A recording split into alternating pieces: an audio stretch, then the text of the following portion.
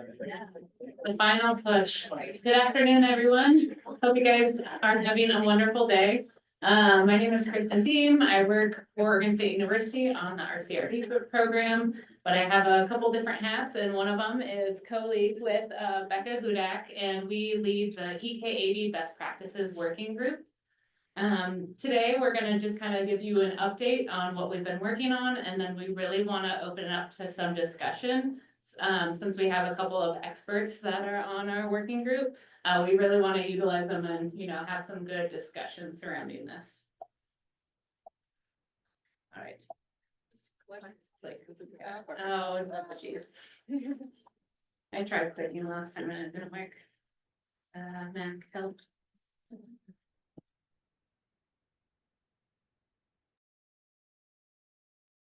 It's back. It's back.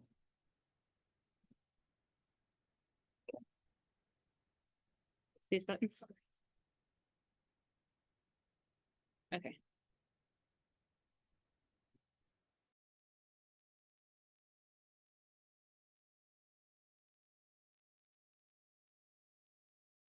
Can you hear me okay? Yeah, okay. So Rebecca Hudak and I co-lead this group. We also have a number of experts in the working group, including a couple folks. Keep going. That are here today. I do want to give a special shout out to Adrian is here, and then as well as Mike Jack. So again, we're going to have a good discussion on this. So this was our approach. This is our approach to all of the best practices working groups, right? So we wanted to figure out initially which different groups we wanted. 1 second.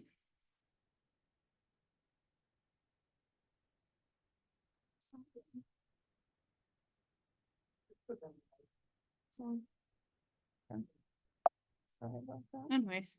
Sorry. Yep, yeah, looks good.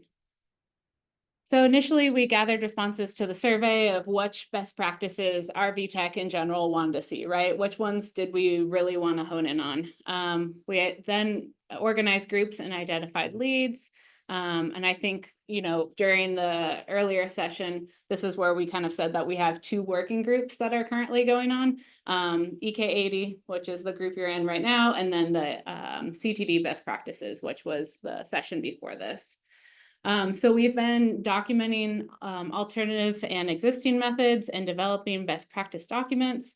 And right now, our current focus is review of the second draft. We put out our first draft to all of RV Tech last year and talked about this a lot during the one in Hawaii. We got a lot of comments back from you guys, and we'll be sharing this link to you guys later as well. So right now we're doing monthly meetings.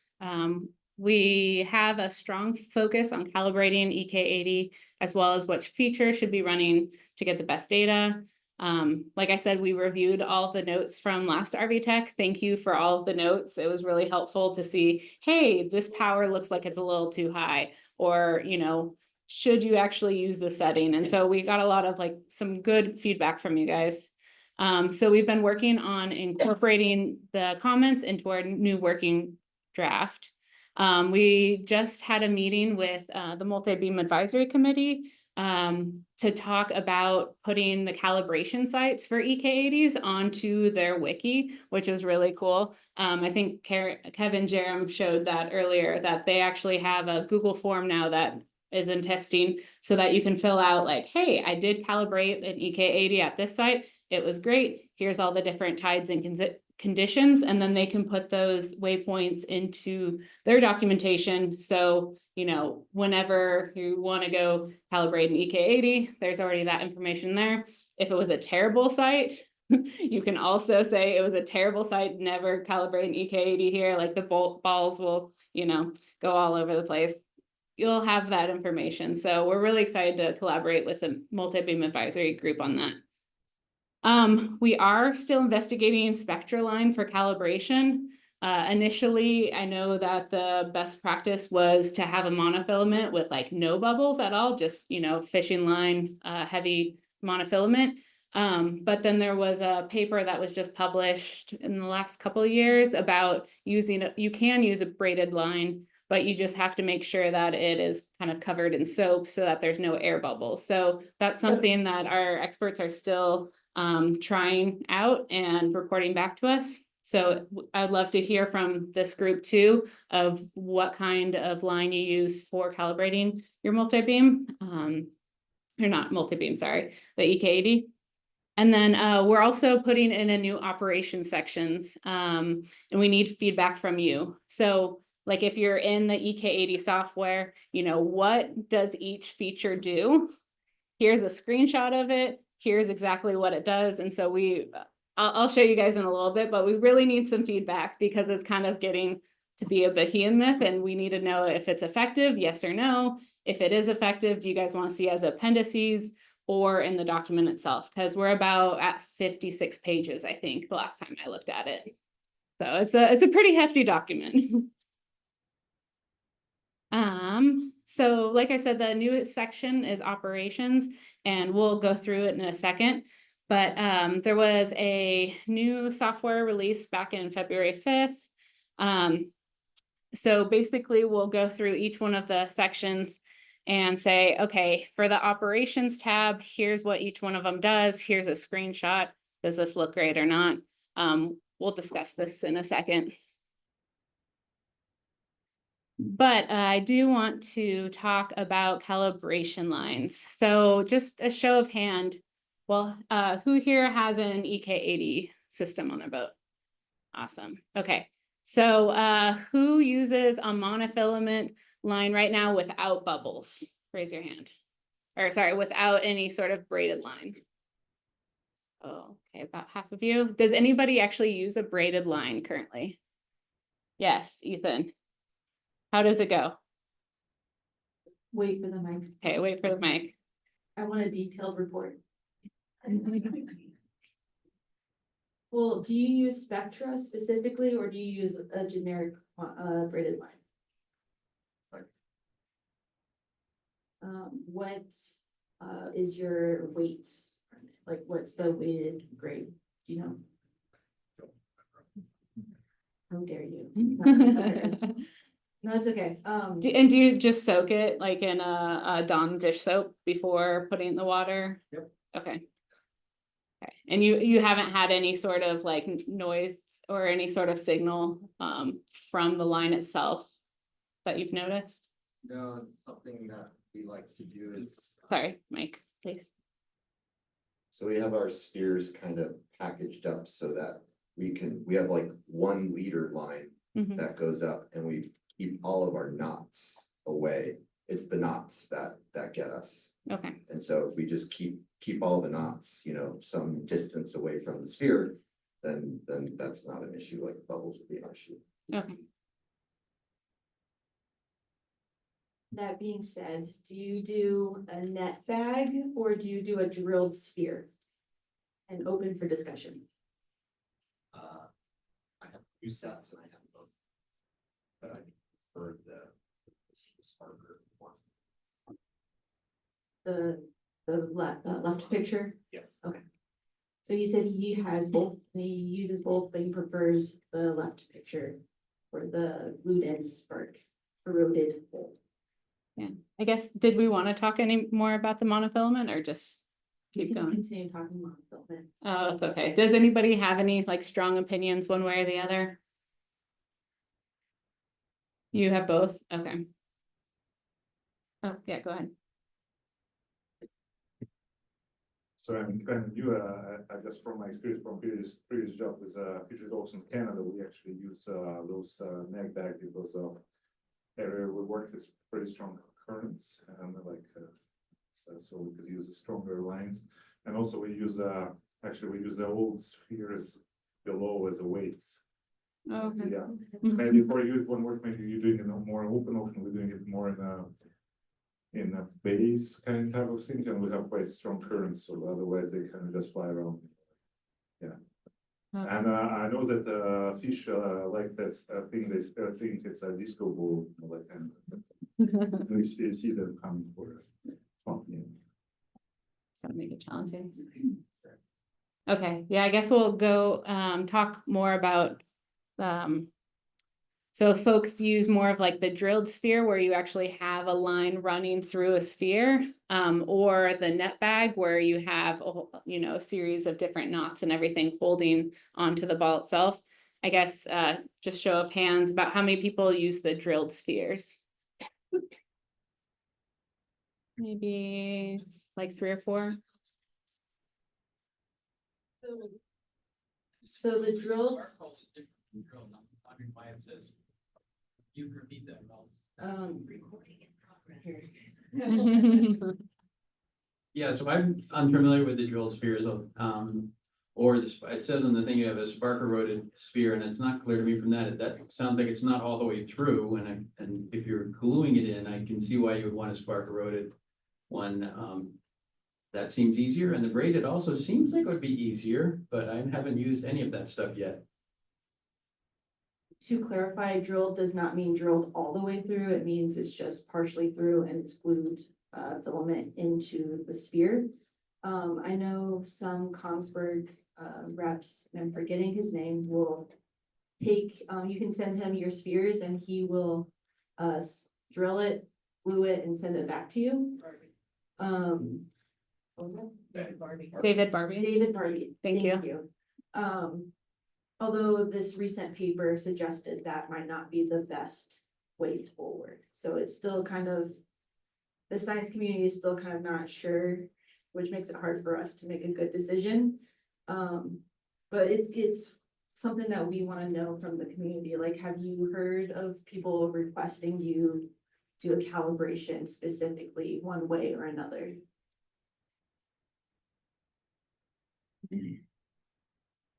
Yeah, I think it's important to somebody tell us the difference between, I know what a drilled hole is, and I'm somewhat familiar with the spark eroded. I'm thinking it is using the spark eroded to make more sense if you're gluing it in, because glues are notoriously terrible with metal. And that's just a straight sided hole if you drill it.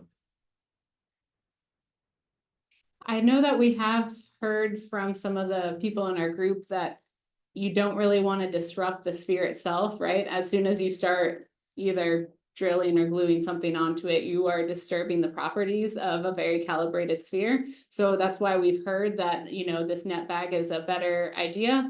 But again, just talking to the community. And yeah, Mike, go ahead. So where this becomes really important is at the higher frequencies. So if you're down to 1830 kilohertz, you're not gonna, it doesn't matter a whole lot. But as you get up into 200 kilohertz and some like 333s or some of the other higher frequencies, you will start to see the knots. And it's really hard not to, even the smallest knots, you'll start to pick up. And so the idea with the braided would trap air bubbles, and that's what you don't want. And I actually just did the X5 under a microscope last week or 2 weeks ago, Oh, okay, great. and there's a coating on it.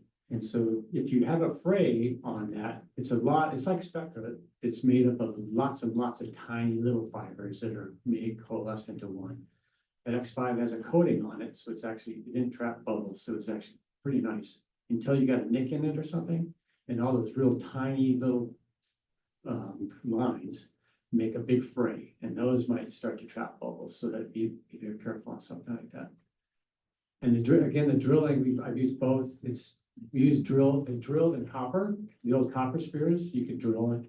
I think with tungsten carbide, since it's much harder, I don't know that you actually drill. You might do the spark eroded, makes a smaller, more precise hole. Not a metallurgist, but that might be the reason why.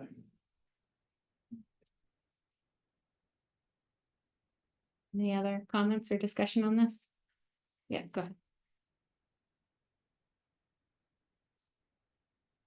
I have a question on how you guys made the net bag. So I spent a couple of hours or multiple hours trying to make that myself. Is that something that you guys do, or is that something that you send off to get done? I have to admit, we stole this picture from a paper. Yeah, we sure did. I did not personally make it. But they have an answer for you here. David Barbie has a little wooden block that's measured out precisely I've actually done it with him and made little net bags with him. And he works for Kongsberg. Not an endorsement.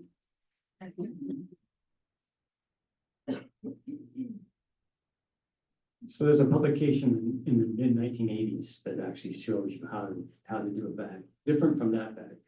It's just a harness. So there is, I mean, it's almost 40 years old now that they've been trying to get bags for these, so. So if I could send it to Kristin and Rebecca, might even be in the, it's from a calibration document, IC's calibration document from literally 40 years ago. So. Yeah, and we could also add it to our references too.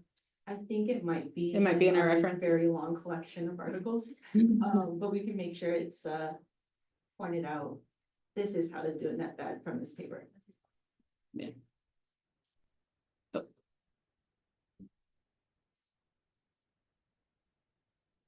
I was gonna say, I don't do it myself, but we also, our text tie those, and we use probably the same document from the 80s on how to do it.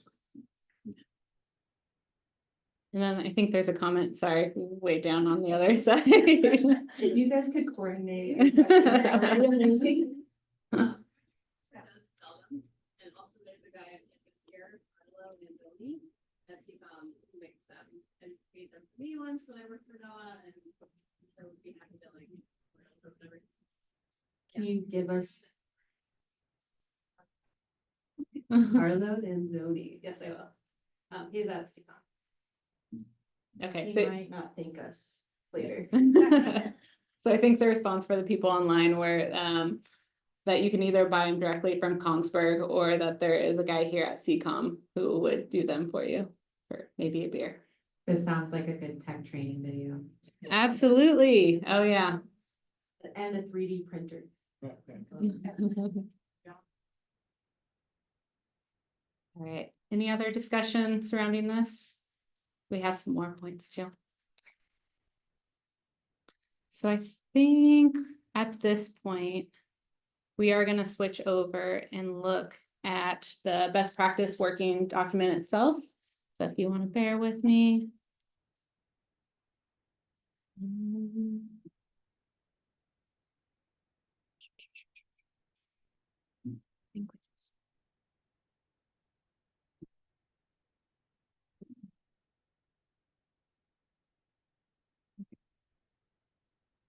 That big enough? Can you zoom in a little? Okay, perfect. All right, so here's our best practice. Like I said, it's about 50 something pages right now. It's pretty robust as is. We just need to do some additional tweaking before we actually publish it. And you know, they say like the last 5% takes the longest time, that's really what we're kind of getting down on the weeds. So if anyone has some like dedicated time and loves editing, we would love to have you on our working group. But I'm just going to kind of scroll through here. We have a really robust calibration section. If you're calibrating EK80, we have like a checklist, SOP. A lot of it actually came from the NOAA exploration program. There is one section that we've been really kind of testing out right now. Oh, and then we also have like a whole section on what makes a good calibration site that I know is very popular information.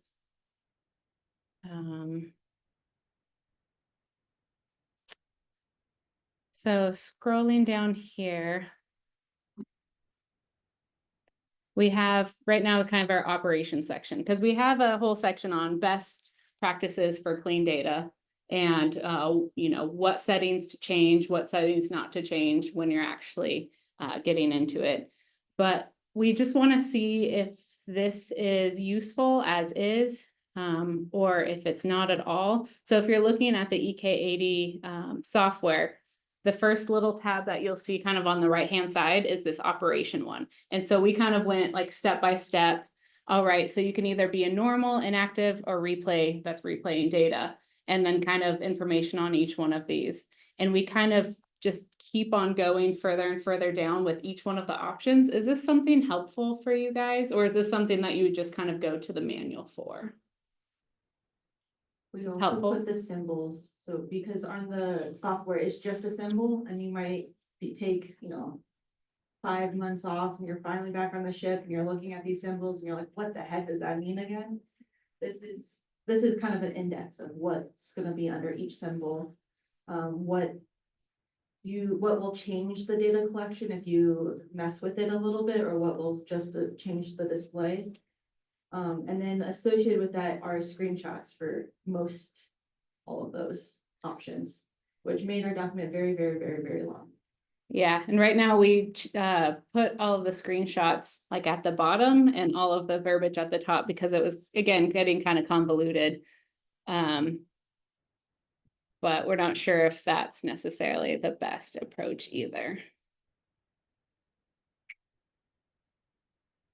So I guess a show of hands, like how many people like where you have all the verbiage first and then a whole bunch of like refer to figure A, B, C, like how many people kind of like that approach? A couple people, okay. How many people really like where you have the verbiage and then picture and then verbiage and then picture? Okay, wow, a lot more people. And then I guess would this be more helpful as appendices because the rest of our document is pretty straightforward and reads pretty well. Would this be something that, again, I think we talked about this during the CTD best practice, just to have a lot of appendices that you can print some of these out, but the whole file is searchable, right? So if you're having a specific problem, you can do control find, look in the PDF. Is that okay? Cool. Yeah. Sorry, Okay. my other question for that is, would the verbiage only part be useful as an appendix by itself without the pictures? Raising hands. Maybe just me, right? Was there another question? Sorry. Kristin, Yeah. did you ask us whether, like, before what we liked, were you asking us whether we thought this was worth, like, I got the feeling you were asking us if you wanted us this kind of detail, or did you just go to the manual? I guess my question was, is it worth the effort? Because Becca and I are almost done with figuring out screenshots in each one of these different settings features. So is it worth the effort of us doing this, or would you like to just go to the manual? But I think it sounds like this would be helpful to have as an appendix in the Yeah. EK80 thing. As long as you're not rewriting it. Yeah. As long as you keep it to the, why am I planning this to do a test, right? Right. Yeah, okay.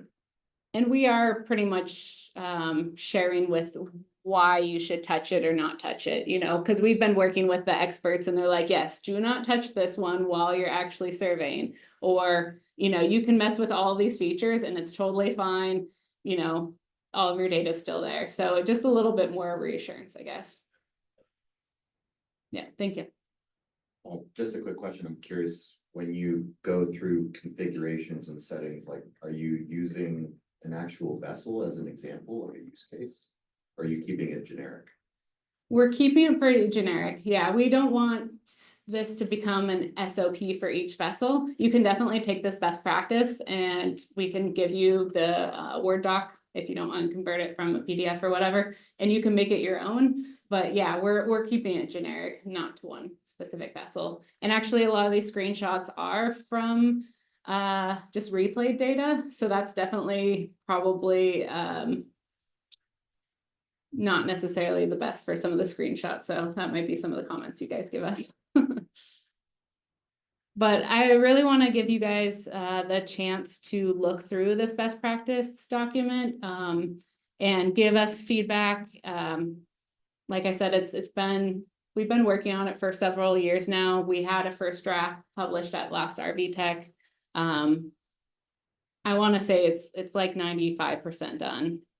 But yeah, I think we have another question. Yeah, the question like, do you have covered the client software in this main best practices and what the challenge is? Because I work in two boats with the client software that's a little bit tricky, especially when you have a crew people trying to access it.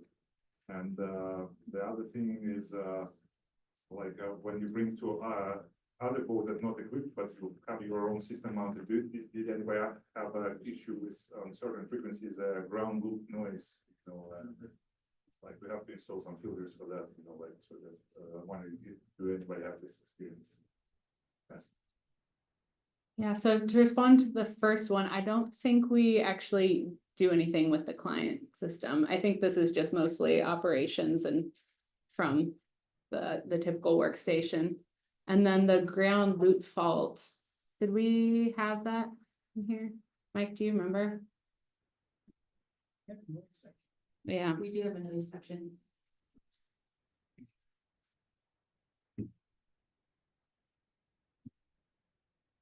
Just, are you sure you had ground loop noise and not just noise? I mean, these things are incredibly sensitive to lack of shielding, problems we've had. It just seemed like anything would make it pick up noise.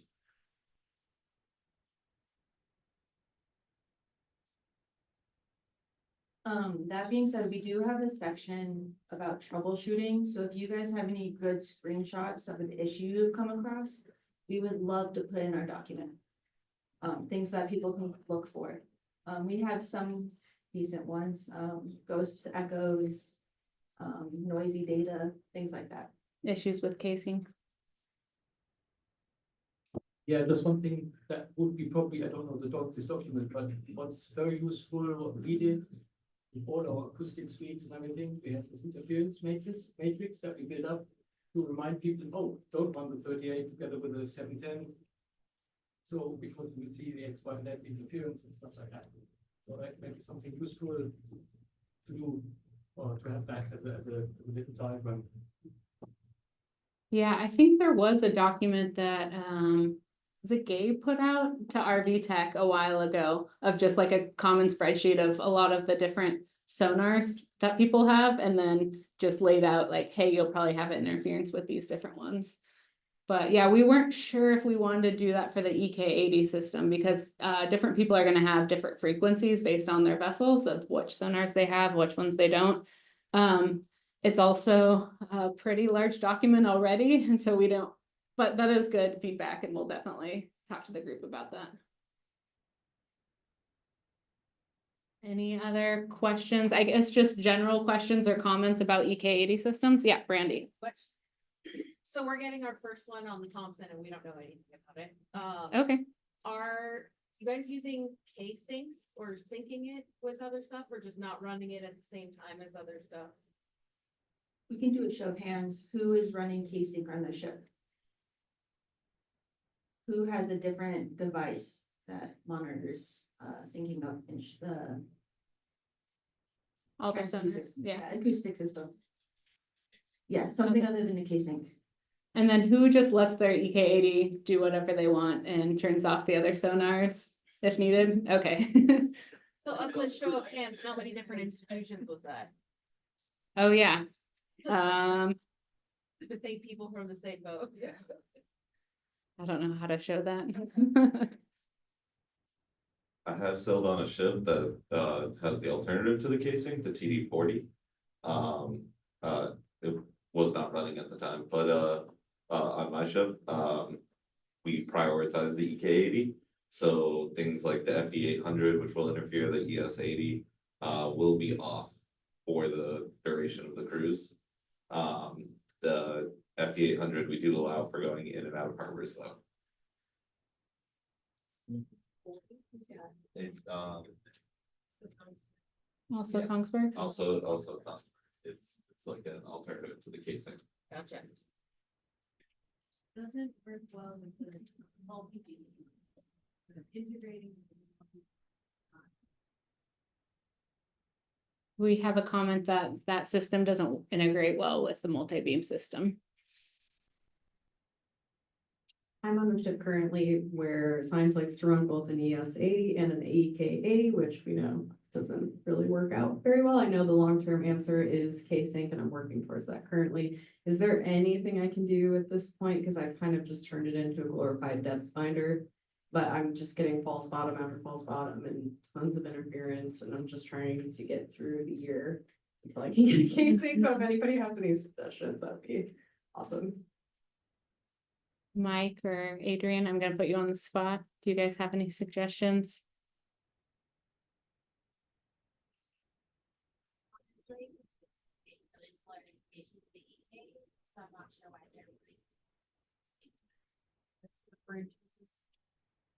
Bridge likes the ES80 and science likes the EK80 and. there has been Is no the compromise. ES80, is that a navigation sonar or is it? Okay. Oh, can you-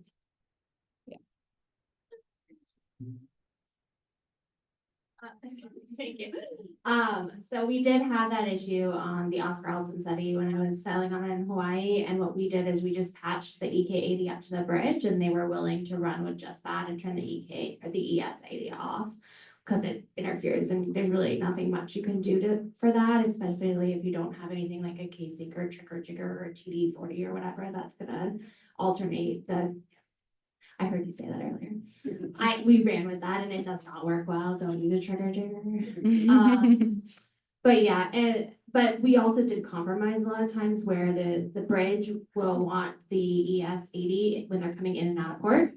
And so you'll turn it on then. And a lot of times, honestly, the EK80, you don't really care when you're transiting in and out of port. So that was a lot of the compromise we would make. Thank you. Another one from Ethan. Ethan, why don't you join our working group?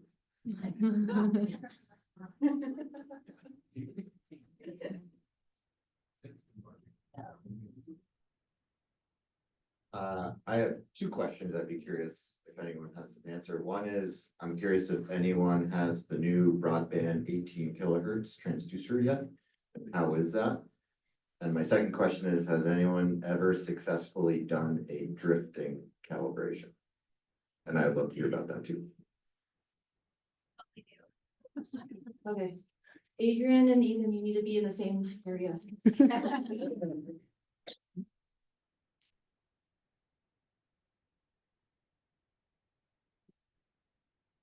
Yeah, so drifting calibration is all I did for over a decade because NOAA does not like deploying their anchors. You can quote me on that. Maybe Mike, they like deploying mics, but yeah, no. So the frustration with drifting is you need to really pay attention to your wind and current. And that's a lot of the problem is your wind is going to be cross to your current. So that's really, what we did for it, and I did it off Hawaii where we got trade winds and it was a mess. So a lot of times we'd actually calibrate at night because the wind would drop down, but that meant we had to be careful with biological scatterers. So that was a lot of what we would do. We also had to we would also run PAC-IUS models and actually model the cross current with the wind before we even went out. So that way we could actually find little leads to tuck into. And we would really shoot for under a half knot of current and under 10 knots of wind. And we found a pretty sweet spot with that. I guess Ethan's other question, does anyone have the new, was it ES18? Yeah. Show of hands, does anybody have one? New transducer? We just got one, still in the box. Oh, okay. Needs to be ordered it, so they're gonna install it. So my understanding is the no-ship Dyson is going to get it this winter, I believe. Yeah. Okay. You have it already? So that's the first that I know of. Still in the box. Are you putting it on your drop kill?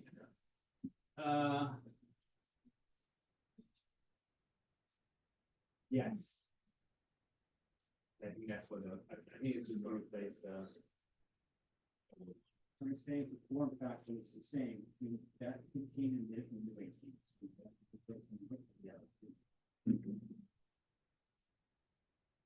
I've got a question. Has anybody done a calibration in the ice or close to the ice? Ice edge? Yeah. We specifically avoid that. There's a King George Harbor is our target, so yeah, we found a lot of challenges with doing it anywhere else. So over the years, we've just settled on this one spot. There's no currents. It's generally pretty calm. So I don't know if that's helpful or not, but we don't do it. Yeah, because that's very interesting because we have a science trip going towards Antarctica, unfortunately. And we don't have any permits to do anything in waters because no permit was requested. And we don't want to do it in the Drake Passage, obviously. So the only action is, yeah, yeah. Yeah, KGI and Okay. Multi Bay is where we do it. It works great. It's a good spot. Okay. Yeah. No, thanks. But yeah, I mean, it takes, by the time you get in there and anchor, you gotta tell people 2 days. It might be less, but you need to get the scientists on board with wasting 2 days. Yeah, maybe you guys can swap contact information too, follow up. That actually should be one of the sites. Yeah, The only one we go to, and other nations go to that one. okay, yeah, so we can definitely forward on, We're gonna give you a Google form to fill out. And then it'll be on our map. yeah, and it'll actually end up propagating onto the multi-beam advisory committee onto their map as well. So you'll be able to choose either like multi-beam calibrations or the EK80 calibration sites based on where you're at. So we're pretty excited about that. Any other discussions or topics or questions for this group?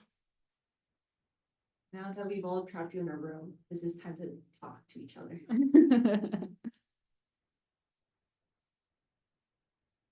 Yeah, there's one in the back.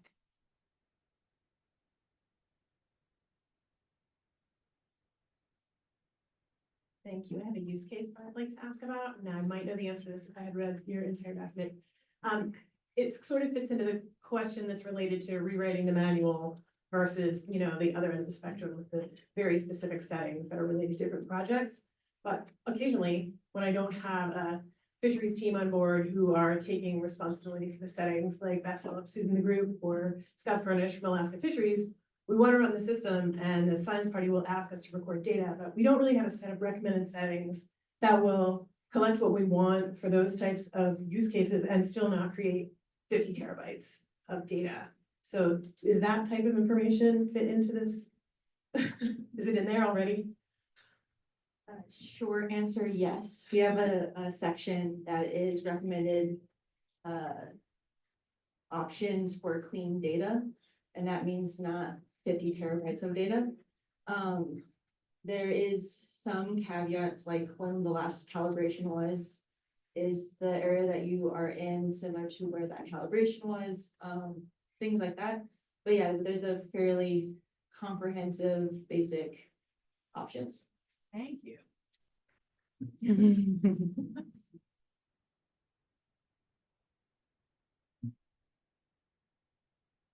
I have a question or a recommendation possibly.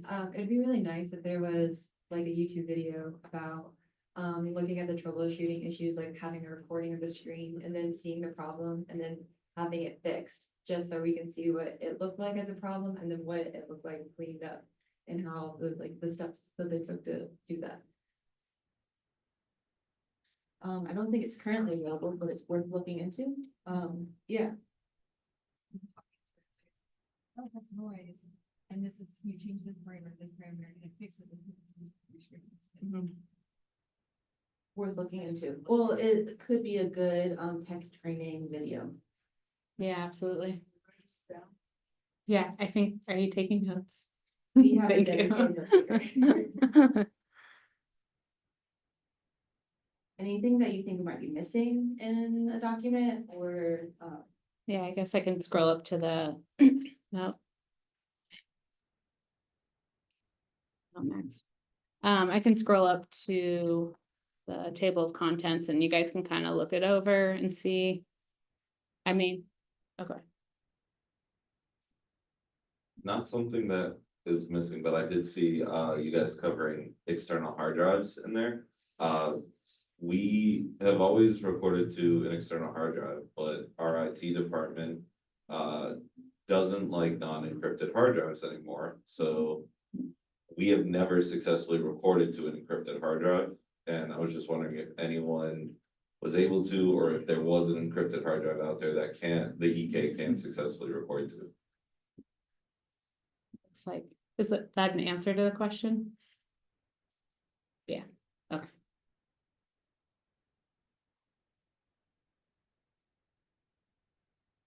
We actually ended up just having Linux server, like a ZFX storage system. And like we have like a 12 base with what is this 8 or 12 terabytes drives. And we run them for maybe a couple of years, so we didn't have any issues. So it's pretty good solution. I say not very pricey, I would say. So you should look into that.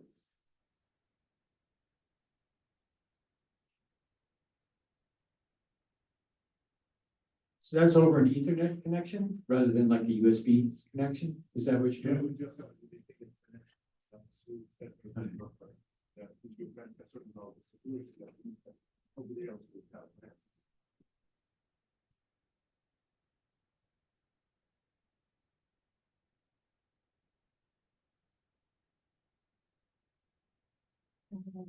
There discussion. is a section on there about, limiting file sizes and then it going to the next file so that you don't create very large, file sets, well, individual files. And we have recommendations if you want to transfer those files, at C, so they're lower, so it takes up lower bandwidth. For anyone or unsure that wants to help, troubleshoot your system.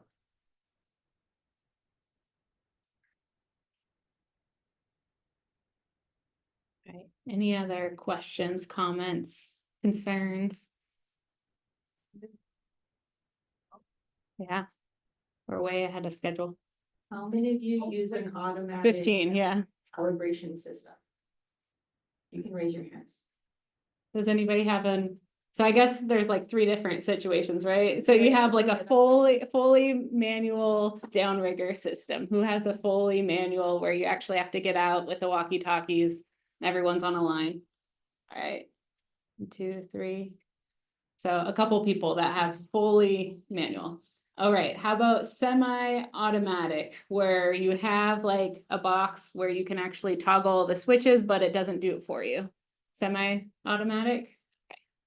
Couple of them. And then does anybody have a fully automatic system where you just hit the button and it kind of just figures it all out? We borrowed it, right? Oh, okay. The free doesn't work as well, so it goes to number 2, where you basically pass it back. Oh, okay. So I think one of the things we're trying to talk about as a group is recommend a semi-automatic that then we can make a pooled source for the RV Tech community. That way each institution does not have to buy their own system. But to be semi-automatic, you need a box on your deck to plug into. So that's something that I think we should open up discussion to for the institution heads for the ships. Yeah, if someone could write a proposal to basically have a semi-automatic system that they would be willing to share with other ships as needed. Yeah, go ahead. I'm just curious, have you guys putting that in part of our CRV?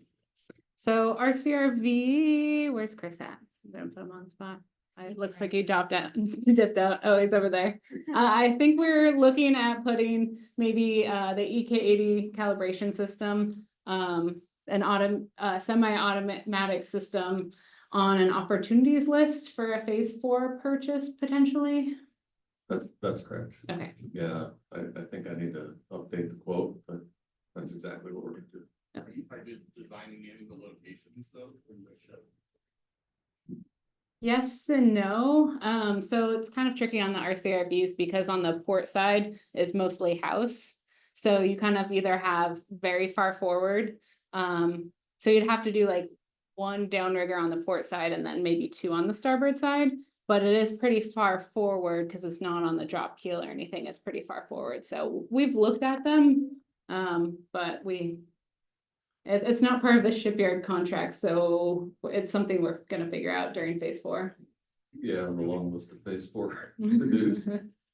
Get really Russian captains using the semi-automated one because we had to have so much stuff open to get everybody to communicate. But when I was on the conference talking, they have a little socket and a J box already in the, designed in the ship, and so they drop their outrigger in, plug it into the J box, and they go back to their science operations center and drive everything from inside the ship. That's something we're integrating with the RV. I was just curious.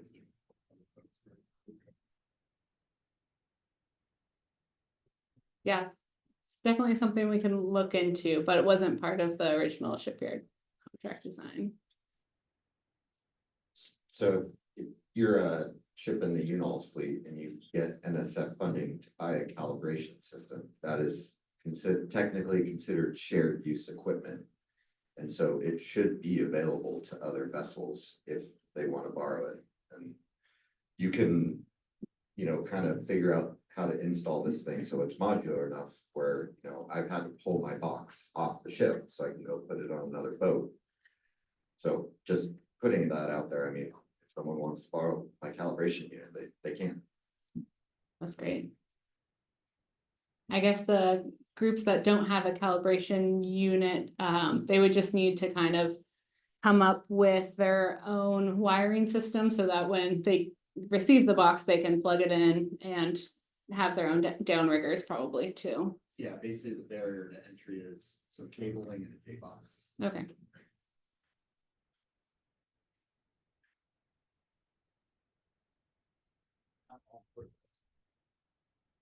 Downriggers are part of the downrigger. So Ethan is going to supply everything except for a J box and some cabling. With enough heads up notice and and coordination. And extra spheres. I have a question to see if you guys know about a system that I recently heard about from Australia. They have something called a limpet that they use to place, to move their sphere to the right place on their hull. I don't know anything about it, but I'm curious if this community has heard of this yet. I don't know about the Australian one, there's one in New Zealand, but it's wireless also. So when you say automated, do you mean going from a wired system to a wireless system?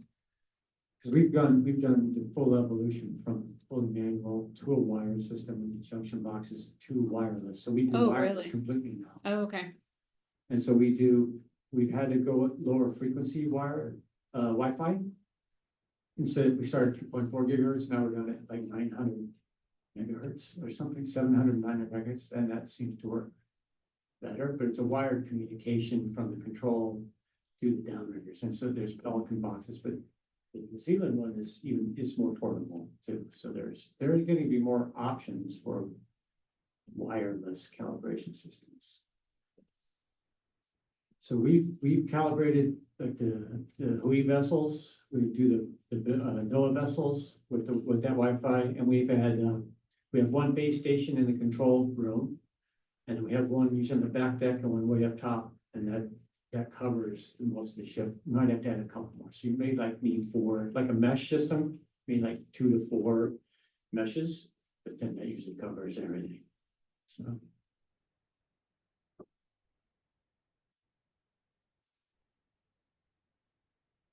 But you have the same automatic wireless. We have the wireless that we get at the store.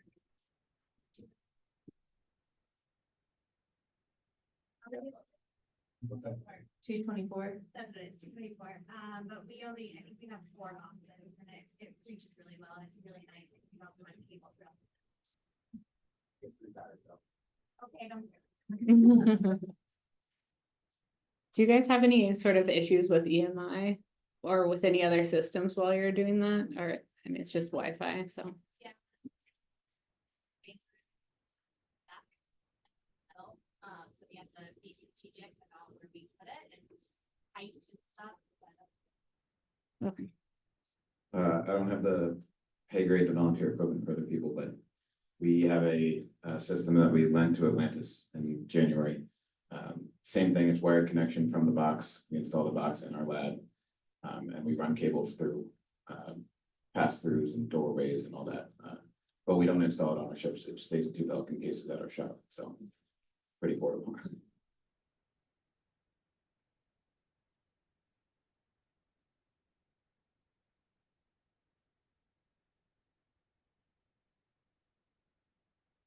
So Mimi kind of made me think about, one of the hardest parts of the calibration is when you start trying to locate that sphere under your first user. This crazy dream I have, which will probably never happen, I'm just curious if anyone has any comments, is if your EK system is on a drop keel, would there be a way, instead of using downriggers out of the side of the ship, to actually deploy your sphere from the drop keel? And then just basically have it, you already know it's right under your EK system.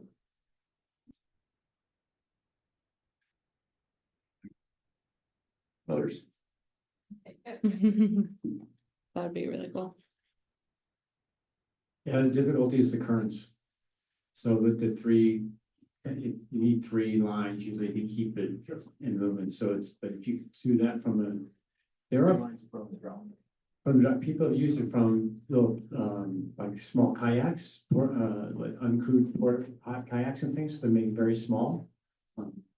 So if you could convert that to something on drop keel, that would.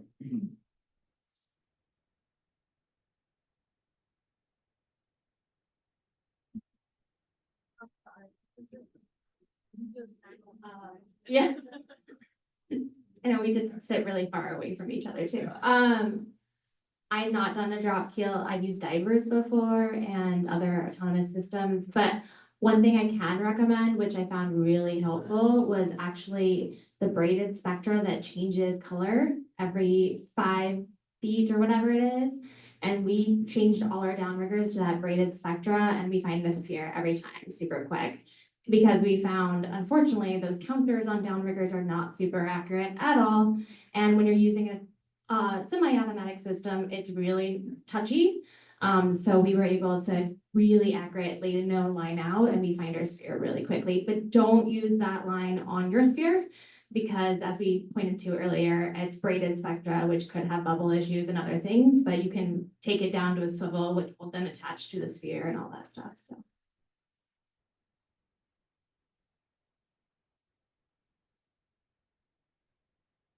This conversation reminded me that with the new software update, the percentage complete for calibration of spheres can reach 100% more easily with the new software versus old software. So if you've had issues in the past where you've like struggled to get 80% completion, this new software should help with that. How many people know what software version they have?